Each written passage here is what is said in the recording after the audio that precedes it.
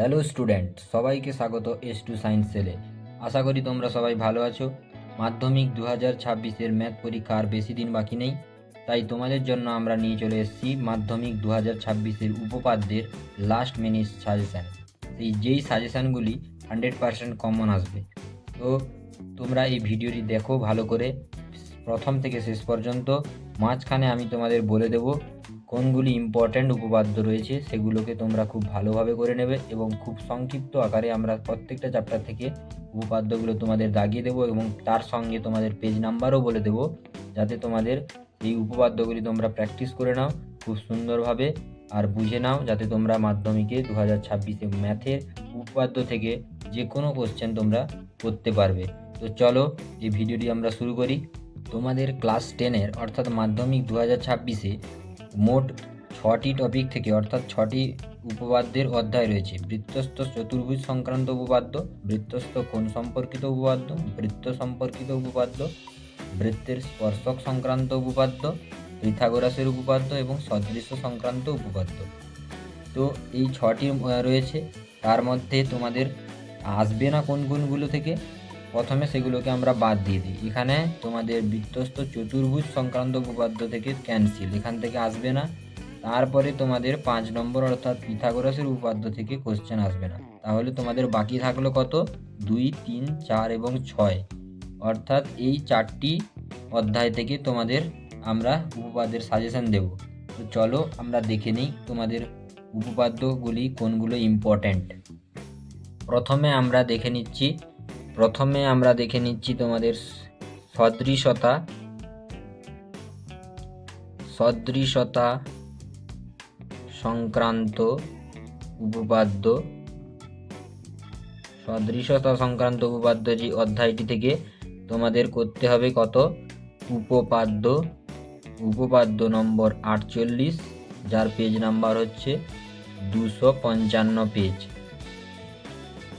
তারপরে তোমাদের করে নিতে হবে কত? 2 নম্বরে আমরা বলছি তোমাদের বৃত্ত সম্পর্কিত উপপাদ্য। বৃত্ত সম্পর্কিত উপপাদ্য, এই অধ্যায়টি থেকে তোমাদের করে নিতে হবে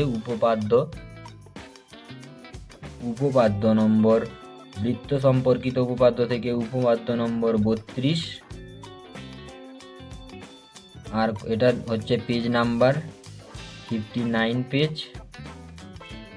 আর করে নিতে হবে উপপাদ্য 33, এর হচ্ছে 60 পেজ।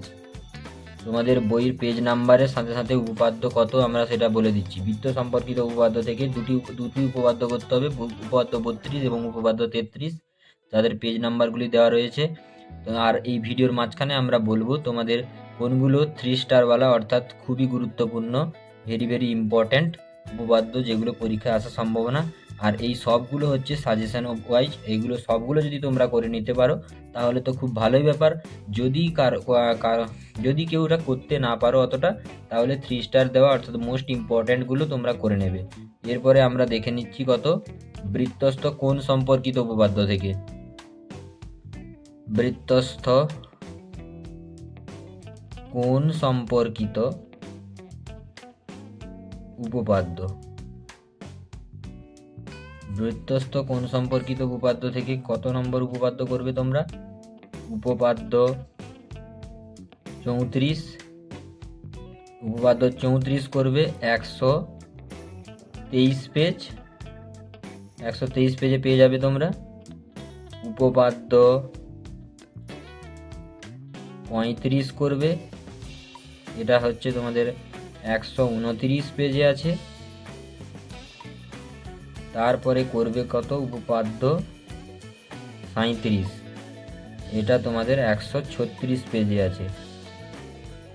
তো বৃত্তস্থ কোণ সম্পর্কিত উপপাদ্য থেকে এই 3টি উপপাদ্য তোমরা যদি খুব ভালোভাবে দেখে নাও তাহলে এখান থেকে তোমরা কমন পেয়ে যাবে। তো চলো বাকি অধ্যায়গুলি থেকে কি কি উপপাদ্য আসছে সেগুলো দেখে নিই। বাকি আর একটি অধ্যায় রয়েছে, সেই অধ্যায়টি থেকে কোনগুলো আসবে একটু দেখে নিই। বৃত্তের স্পর্শক সংক্রান্ত উপপাদ্য। বৃত্তের স্পর্শক সংক্রান্ত উপপাদ্য, এই চ্যাপ্টারটি থেকে তোমাদের আসবে উপপাদ্য 40, এটা রয়েছে তোমাদের 208 পেজে। তারপরে তোমরা করবে উপপাদ্য 41, 211 পেজ। তারপরে করবে উপপাদ্য 42, 215 পেজ। তোমাদের যতগুলো উপপাদ্য বলে দেওয়া হলো, এই কটি উপপাদ্য যদি তোমরা ভালোভাবে করতে পারো তাহলে তোমাদের মাধ্যমিক 2026-এ এগুলো থেকে 100% কমন আসবে। 100% পুরো কমন আসার সম্ভাবনা রয়েছে। তো চলো, তোমাদের বলেছিলাম যে এখানে আমরা তোমাদের মোস্ট ইম্পর্ট্যান্ট বা স্টার মার্ক দেওয়াগুলো আমরা তোমাদের দাগিয়ে দিচ্ছি। বৃত্তের স্পর্শক সংক্রান্ত উপপাদ্য থেকে বেশিরভাগ উপপাদ্য কিন্তু আসে।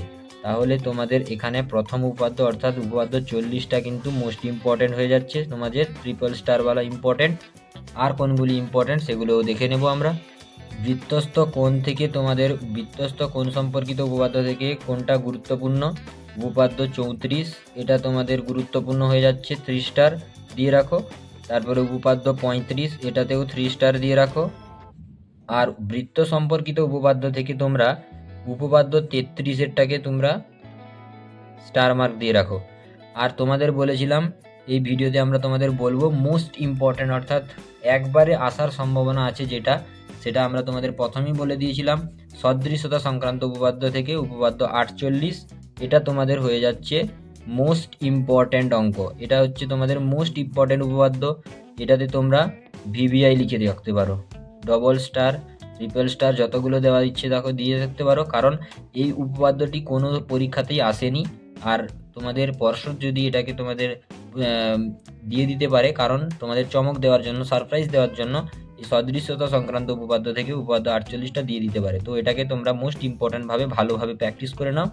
আর বাকি যেগুলো তোমাদের ট্রিপল স্টার দিয়ে দিলাম সেগুলো তোমরা বইয়ের পৃষ্ঠা নাম্বার দেওয়া আছে, দাগিয়ে নাও। খুব সুন্দরভাবে তোমরা উপপাদ্যগুলিকে প্র্যাকটিস করো এবং যাতে তোমরা খুব সুন্দরভাবে এগুলো 2026-এর মাধ্যমিক পরীক্ষায় যাতে তোমাদের কোনো অসুবিধা না হয়। তো ধন্যবাদ তোমাদের এতক্ষণ এই ভিডিও দেখার জন্য। যদি ভালো লাগে থাকে এই ভিডিওটি তাহলে ভিডিওটিকে সাবস্ক্রাইব করে রাখো। এরকম আরও সাজেশন পাওয়ার জন্য তোমরা কমেন্টে লিখো ট্রিগো বলে এবং লাভ চিহ্ন দিয়ে দাও, লাভ ইমোজি দিয়ে দাও। আর এই চ্যানেলটিকে সাবস্ক্রাইব করে রাখো, বন্ধুদের সাথে শেয়ার করো ভিডিওটি, কারণ এই উপপাদ্যগুলি খুবই ইম্পর্ট্যান্ট উপপাদ্য।